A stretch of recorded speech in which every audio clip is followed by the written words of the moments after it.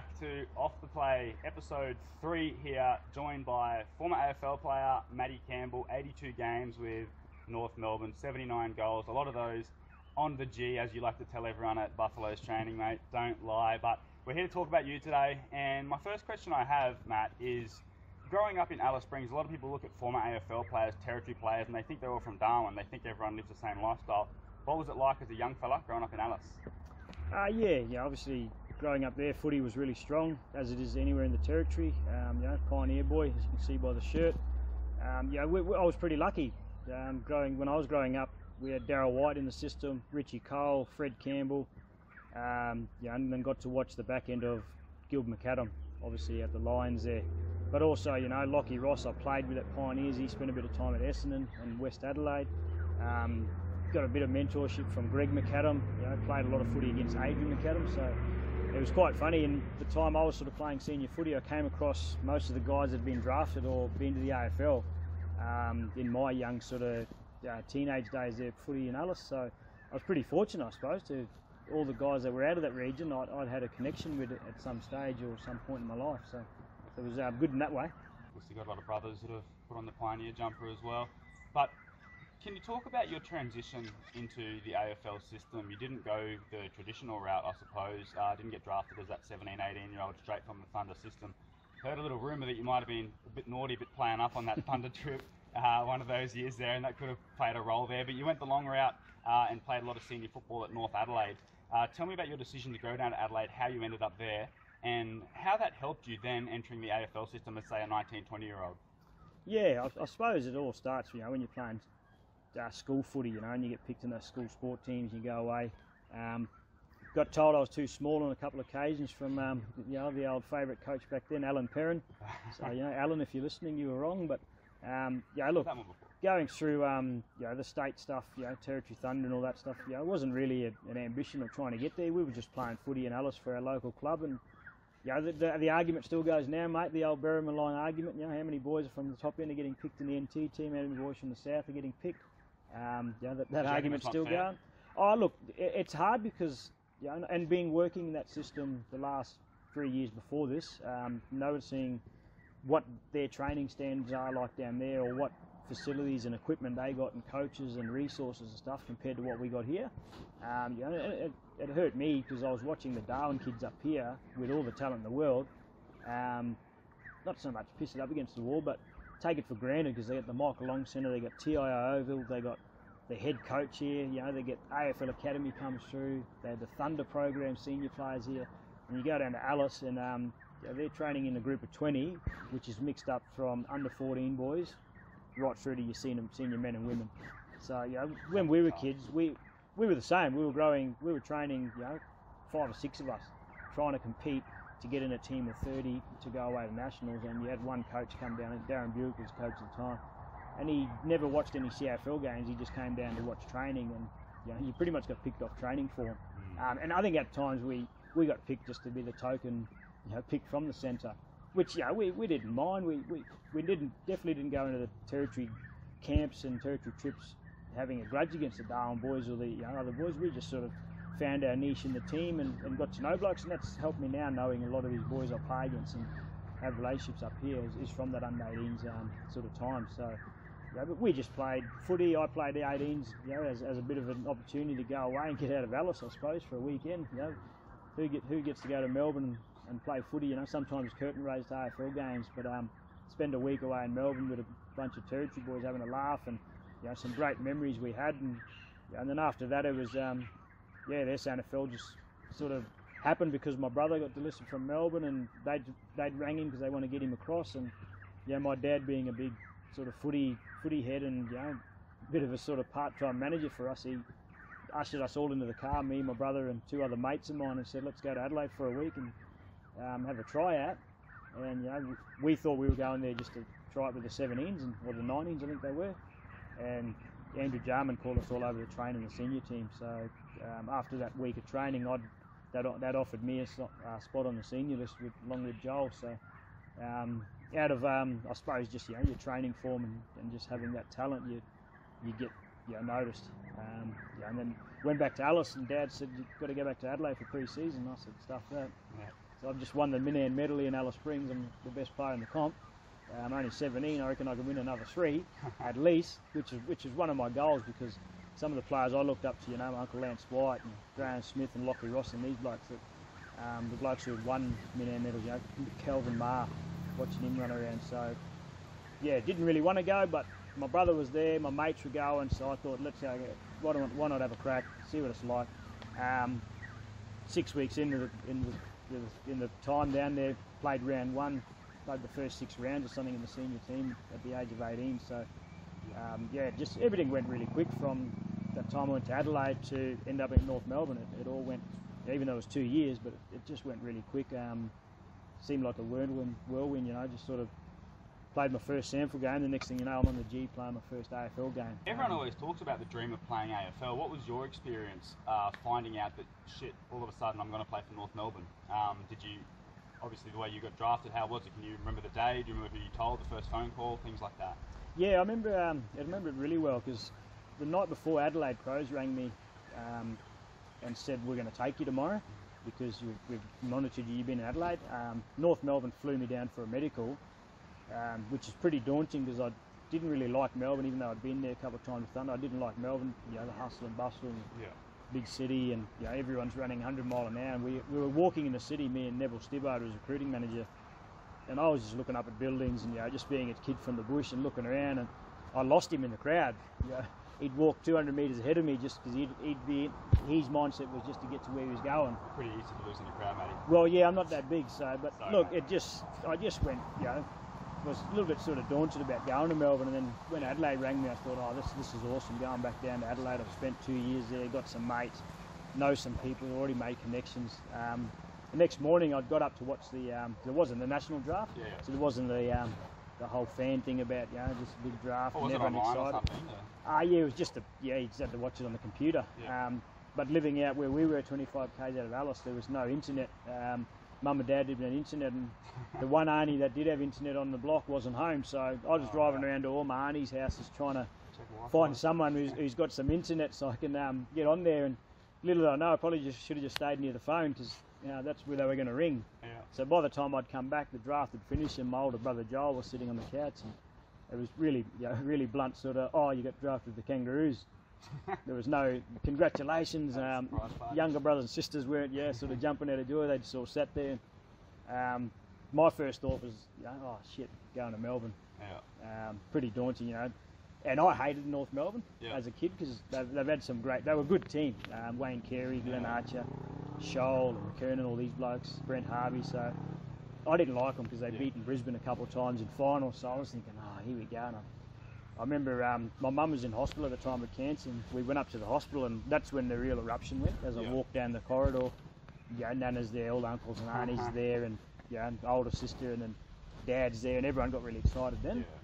That's when it started sinking in that, it's a great accomplishment, but then when you get the photo for the Advocate the next day, and you got the Kangaroos Guernsey on, all the families around, and then it sort of starts to take off. Then people in town start to get to know, and it was only sort of 2 days later I was out of there going to Melbourne, which was hard because Mum was sick at the time, and I'd been back in Alice for a couple of months. I wasn't going back to the Sample.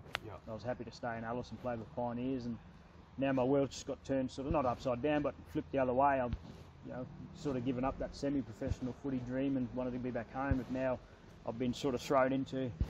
And I always say, I say to Dad all the time, if North Melbourne had rang me the morning of the draft and said, do you want us to take you? I probably would have said no.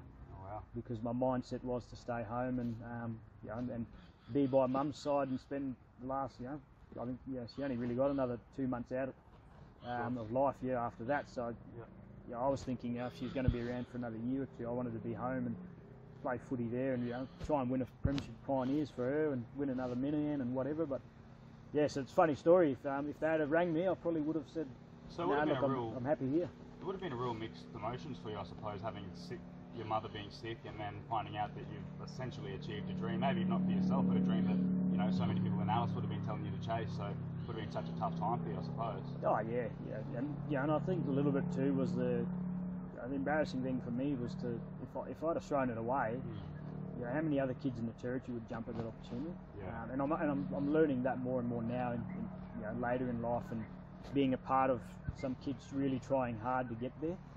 I'm watching Mally Roses come through, Joel Jeffrey now, but watching Jared Stokes, the way he was trained, Michael Hagan, these blokes, they gave it everything to get themselves on a list. And here I was 10 years earlier, or 12 years earlier, ready to sort of throw it away, all because it would have been a fair enough reason to stay home. But I think when I got there, I realised that it wasn't just about me making it anymore. It was about the family making it, and also putting a map for Alice Springs. Because Daryl's done it, Richie Cole's done it before me, Lockie Ross and the other McAdam brothers, Tommy Logan. So it was just that next. And Daryl rang me and said, now you got the baton, mate. Because at the time it was only me and Tommy Logan were on the list, 2 lads from Alice. So getting a phone call off Daryl, someone who you admire, is obviously important. It's not just anybody. Yeah, and his thing was, he always said to me, mate, he always said bricks and mortar. And at the time I was like, what the hell is bricks and mortar? And he said, he goes, use the AFL to buy as many houses, because that's the only thing that matters at the end of the day. You set yourself up for it. And that was great advice he gave me. It was nothing about do this and do that and be professional and work hard. And all he said was just work, get yourself in the game, play, and bricks and mortar. Yeah, and that's what you think about. 82 games for North Melbourne, mate. You were described, look, I did my research, Matt. I went on Wikipedia and it says he is described as being small and lightly framed, but is a very fast player with excellent evasive skills. He scores many goals. You didn't write that, did you? Was that you that wrote that? No, I probably would have put something else in there too. Something else in there, yeah. Now, so the AFL career, you've done what everyone, well not everyone, but a lot of people that grow up footy dreams to do. It's very special. Can you describe, a very broad question, but what was it like being an AFL player, and do you feel as though in your 82 games you got the opportunities at North Melbourne that you would have liked? Oh yeah, at the start, like I said, it was daunting because you're rolling into training and all these guys you've watched on TV, especially guys I didn't like because they were beating my team, but to roll up and stand side by side with Glenn Archer and Adam Simpson and Brent Harvey and Daniel Wells, kicked the goal of the year a couple of years earlier. So Jackie Chan in mid-air. To actually be standing next to him and realise, and that was the other thing too, when I stood next to Boomer, and Boomer is very small, and Boomer, if you're watching this one day, mate, you are a midget, but look, standing next to him, you start to realise that that you can do it. Like it's not. We used to look at the AFL and think, oh no, I can't get there. Like that's the best of the best. You actually thought they were special. Yeah. When you get there, you train with those guys who are rookies and other guys who've been on the list for 3 or 4 years, and surprisingly, you just realise that you're either just as good or if not better. So it's just a matter of having that confidence to then say, right, well, I've got to find my spot in this team and I've got to be the best at it. It was lucky enough, Lee Harding done his knee the year before, the last game of the season actually. So North Melbourne were on the lookout for a small forward. They took me and Lindsay Thomas. Is that the same year? Yeah, so Lindsay went in the national draft. And that was a great thing too, because I got there as a rookie, me and Lee Adams, who actually went on to play a lot of games. Yeah. We all came in, there was 4 small forwards in that draft year. And and Dean Laidley sort of said, there's a spot up for grabs on the senior list for me and Lee, and said, we're going to fill it with a small forward, so it's up to you. I just went out and trained at training and pretty much tried to run everyone down, and not with my mouth, but with by tackling them and putting a lot of pressure on, because I thought, what, if they're going to kick goals, Nathan Thompson's going to do that, Brent Harvey's going to do it, Drew Petrie's going to do that. I guess my job's going to be to turn the ball over, and I was lucky enough too, because I'd watched Aaron Davey do it for a few years before that, and then I'd watched Eddie Betts do it. And then when I was playing in the Sandford, Froggy Davey was doing it for South. Lindsay was doing it for Port. Matty Stokes a year before was doing it for Woodville. So I had some really great role models and guys that I could, do my game on and try and be like them. And Aaron Davey, I think I always say Aaron Davey, we're grateful to Aaron Davey. Me, Cyril, Jeff Garlett, Charlie Cameron, all these blokes. I know Phil Matera and Jeff Farmer and all them were small forwards, in the yesteryear and really good at it, but I think Aaron Davey really opened that door for small, Indigenous, lightly framed, Indigenous, quick guys, just purely on pressure. We went into games. Dean Laidley would say, I don't care if you get a touch, you chase, and you chase. And there was games I'd run to the halfback flank chasing the ball like a dog chasing his tennis ball, and I couldn't get back to Crumb, and and I always say to Lindsay, he ended up getting all the goals because he didn't chase. So and I was buggered sometimes, and it wasn't until I sat down with Brett Allison and Darren Buick, who were the forwards coaches in my time there, that they said, look, it's great to be defensive pressure, but inside 50 is, even if you're only doing inside 50, you're going to get more ground, you're going to have more pressure on. So to change my game then to become more dynamic as a small forward inside 50. And I think those years where me and Lindsay had some great success in 08 through to about 2010, I think, it was inside 50. We turned the ball over more than anyone in the AFL at the time as small forwards. So like I said, once I found my niche in the team, it was just go out and do the best of it. Let me set the scene for you, Matty. It's a cold day in Tassie. Hawthorn versus North Melbourne, one of the game's Indigenous stars, kicks a bags of goals. I'm not talking about Buddy Franklin. Don't worry about the 13. I'm talking about the day you ripped Hawthorn to shreds. What was it, 4 goals in the last quarter? 5 for the game. Was that your best performance at AFL level? Obviously, kicking 5 goals is a great effort. But there was other games, where my pressure was like, there was a game up on the Gold Coast. Daniel Harris actually challenged me to get 20 tackles. I finished with 18. But those kind of games where you feel like you're locked in and you're doing something for the team. The Tassie game, obviously you'd know, mate. I bring that up as a bit of a, give it back to blokes who, especially when you're coaching, blokes who like to argue with about things and know more. It's all in good fun. Timmy Eldridge and a few boys would probably be on the end of these jokes.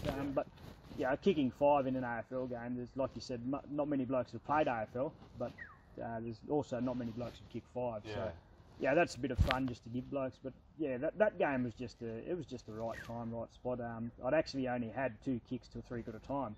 One of them was a goal. So it was a cold, miserable day at Tassie. Hawthorn had won the flag. No, they was just building towards their flags. I think it was 2010. And they were beating us all day. And I just, by chance, got on the end of a 150-metre free kick because Buddy Franklin knocked me over. There was a fair bit of staging in it at the time. But it's easy to sell when you're 60 or 71 kilos and Buddy's 110 and he bumps into you. It's easy to fall back. And I can't remember who the umpire was, but he wasn't buying it. He said, "No, sorry, Budwa. We're going to give it a 50." And then Jordan Lewis gave him a bit of a serve. That's pretty unlike Jordan Lewis, isn't it? But and then I ended up being pretty much top of the goal square for the second goal of the game, and I thought, all right, we'll salvage something here today. Then I looked at the scoreboard, and I think we were about 6 points down or something. And then the ball came in again, and Daniel Wells, as he does, he was sort of doing a bit of dazzling and stuff, and I was running into open goal by myself, and Wells, he's mucked around with it, and then he finally handballed it to me, and the Hawthorn defender sort of read it a bit better, and he'd come back to sort of spoil me, but I just sort of tapped it over his head. He was falling, that's why I was able to go over his head. If he was standing, there was no way I'd get it over there. But and got another goal. Next thing we know, we're 2 points down. I've kicked the last 2. We're on a bit of a roll, and then it was funny. We're sort of going back to our positions, and the runner's come out, and he's doing this one.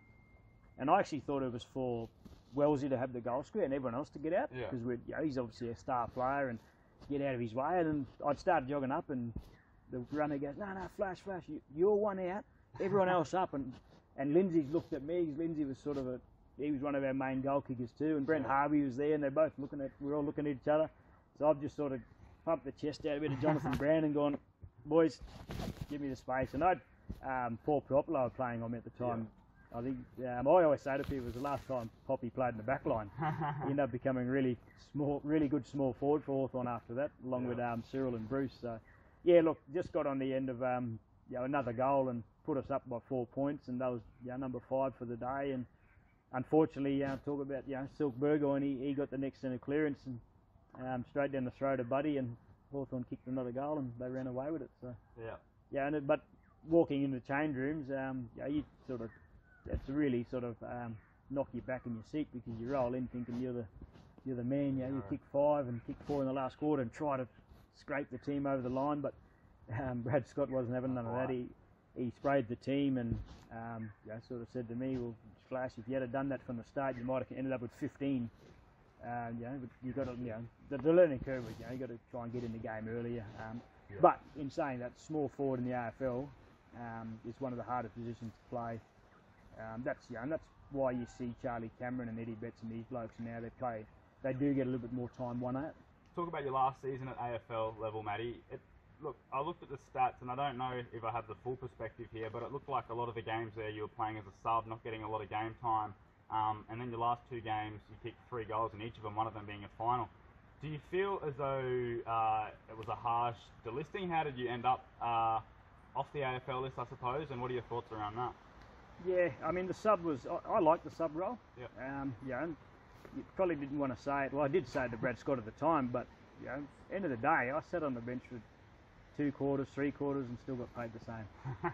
And I said that to Brad Scott. He asked me after 6 weeks, he goes, how you finding the sub role? You've been in it a while. I said, mate, it's the easiest job in the world because I come on when everyone's tired. I got pace anyway, so I'm quicker than everyone times 2, and I still get paid the same. Yeah. But I enjoyed it. It would have been great to play full games, but end of the day, that was my role in the team. And going back to that bit earlier, you had to play your role, and that's what I've done. But the 2 games at the end, the last game of the year, Gold Coast, GWS up at their stadium, kicked 3, and then Brad pretty much said you won't be the sub in the final against West Coast. But it didn't matter. We lost by 97 points or something. So but that wasn't sort of any wrongdoing from my part in my role. I think it was just, at the end of the day, I was playing that role really well. Whenever North were in the game, we're in a close contest in the last quarter, and I was a sub to come on. I think I impacted the game really well, and that's what Brad liked about it. And it was very hard for clubs to find that kind of impact. So, I was happy to do that. But it had nothing to do with the delisting or anything. It had nothing to do with not being in the team, not being in the starting 18 any better than anyone. We did have a young kid, Kieran Harper, that they wanted to put games into, and I sort of read that into it too. Brad wanted to play this young kid who'd been touted as I think he was a first-round pick for us. Yep. So they wanted to play him, and I wasn't exactly a veteran to say no, you've got to make way. But when you're competing against someone else like that, you're more than happy to be the sub rather than play VFL. Yeah. So I just seen that, and I just went on and played my role. But the delisting was purely my fault because of some acting up. It started with Thunder when I was in the under-18s, but just I think it was a Tuesday after Mad Monday, so you'd been on the alcohol, been on the piss Saturday, on the piss Saturday, Sunday, Mad Monday, and then you go to the casino on a Tuesday night because you've been on the Tuesday again, and something's bound to happen. So I take full responsibility for that and regret that. Yeah. The famous kick outside the casino, into an employee's car, and the cops came, and the rest is history. North Melbourne weren't happy.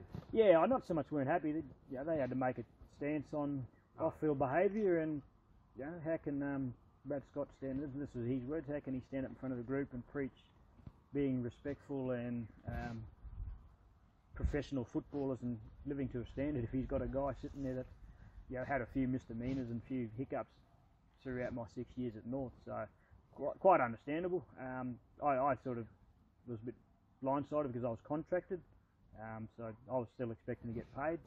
That was another story, a bit of a dispute there. But end of the day, if you don't live up to your mistakes and take responsibility, you're going to be a bitter person, or you're going to be a selfish person. And I walked away and said, "Yep, no worries, I'll take it on the chin." And I went on to enjoy my life. Went and played some Sanford footy.